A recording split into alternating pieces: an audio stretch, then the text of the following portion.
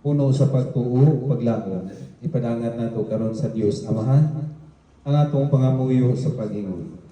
Patalinghugi kami, Ginoo. Patalinghugi kami, Ginoo. Nga si Nanay Marita kinsa atong gipahinungdan karon.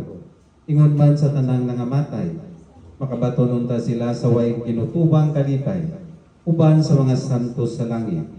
Mag-ampo kita. Patalinghugi kami, Ginoo. Ngaligunon ug hupayon unta sa Ginoo ang pamilya ni Nanay Marita tungod sa iyang kamatayon uban sa paglaom ug pagtuo sa kinabuhing dayon. Mag-ampo kita. Patalinghugi kami, Ginoo. Nga ang banay sa tuig suon mapadayon unta sa pag-ampo alang kaniya ug alang sa tanang minatay. Taliwala sa kakapoy ug uban pang mga hinungdan. Mag-ampo kita. Patalinghugi kami, Ginoo. Nga kitang tanan nga niya dinhi.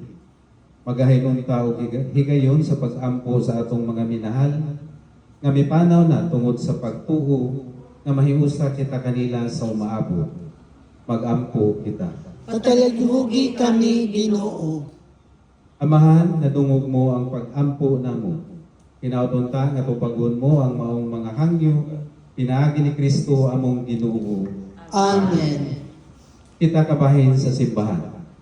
Ang lawas ni Kristo, busa uban kaniya sang titon ta ang amahan. Ginamit ang mga pulong nga iyang itudlo kanato.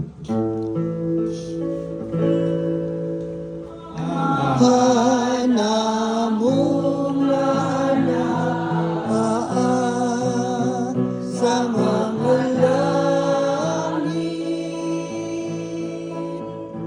Agay ko na imong ngalan.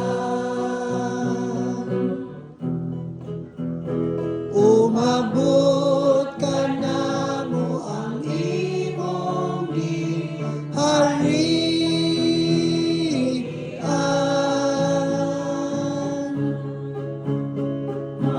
Matuman ang imong pagbuot.